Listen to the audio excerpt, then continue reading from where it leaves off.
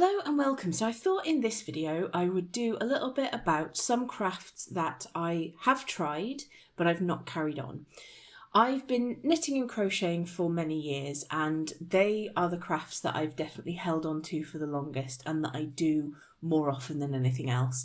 Sewing is a little bit newer and I don't do as much sewing as I would like to, but I'm hoping that once my craft room is sorted, I will have a lot more space to do sewing stuff where I can leave things out rather than having to put things away, because at the moment the space that I would use is like the living room and space that I share with my wife, and it wouldn't be fair to just have all my crafting stuff out all over the place. And there are a few things that I've tried, because there are a lot of crafts that I look at and I think that would be amazing, I want to give that a go, or I feel like I might be good at it.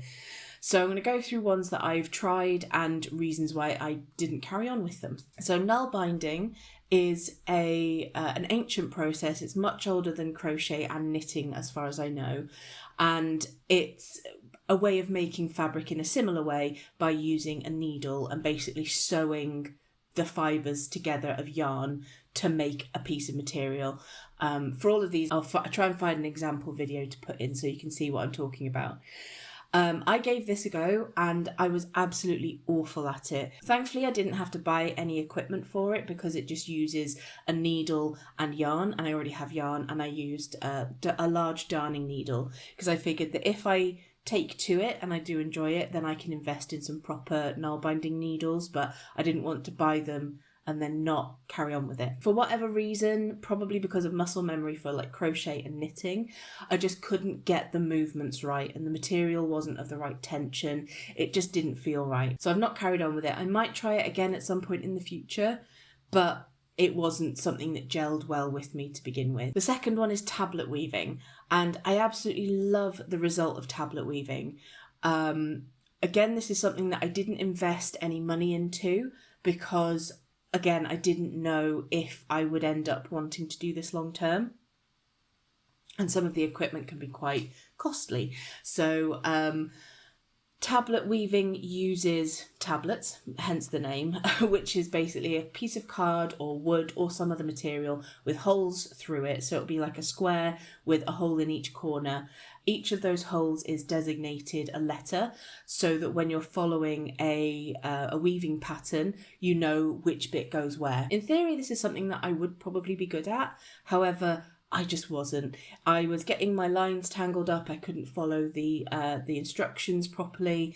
I've seen other people doing it and they've probably got a lot more experience than I do, but they are able to do things a lot more quickly, a lot more fluidly, and the end result is a lot better. Again, this is something I might redo in the future or might try again in the future. I wasn't very good at it and I didn't want to spend the money on the expensive equipment, and I'm glad I didn't because I didn't carry it on. The third one is something I have tried on and off for decades, and that's drawing. Just art in general, really. I'm not very good. I mean, I say I'm not very good. I did art as an A-level, but I always found other mediums other than drawing and painting for the pieces that I made. I know that drawing is one of those things where you have to be bad at it first and then get good, but I can never put down on the paper what is in my mind. I think I'm very much an ideas person rather than an execution person when it comes to drawings. I have some very good artistic friends, and if I need anything drawing, I know that I can ask them and commission them to do stuff for me, and they will do a much better job of it than I will. Along the same veins as that is the fifth one on my list, and that's writing. I would love to be good at writing a story. Again, ideas person, but not execution person. I'm good at coming up with a plot point or maybe a little bit of dialogue or something, a bit of prose perhaps, but doing a full story and definitely a full book, very much not in my wheelhouse at all. It is a little bit frustrating because I have good ideas, but I just can't get them sort of out there. And I have tried often to do various different kinds of writing, whether it's poetry or story or a book, and I just get lost. I think I over-explain things and then it just kind of loses the flow. I'm not very good at it at all. There are more than enough good writers out there that I don't need to do this, basically. And the last thing on my list is needle felting. Now, I've done a fair bit of needle felting in the past, but not recently by a long shot. I have got all the equipment for it, or at least a small kit, because I did think it was something that I would want to do long term. But the trouble is that, like with drawing and writing, I can't get what I'm imagining in my head to work with the felt.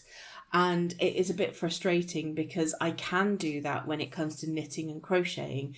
I've got a vision and I can make it happen in yarn. So I'm not quite sure what doesn't gel with this for me, but it just doesn't work very well. However, the techniques that I've learnt while trying to do needle felting and trying to be good at it have helped me with my knitting and my crochet, because there are certain things where you might need to reinforce an area of your yarn, and needle felting it would be the perfect way to do it. Like if you wanted to make a stronger bit on the sole of a sock, so that it's more smooth rather than potentially lumpy. And also if you want to steek something, usually what you would do is kind of crochet a stabilizing row down, or column down the piece. But if you needle felt the area, it stabilizes it in such a way that it's not going to come undone in a hurry.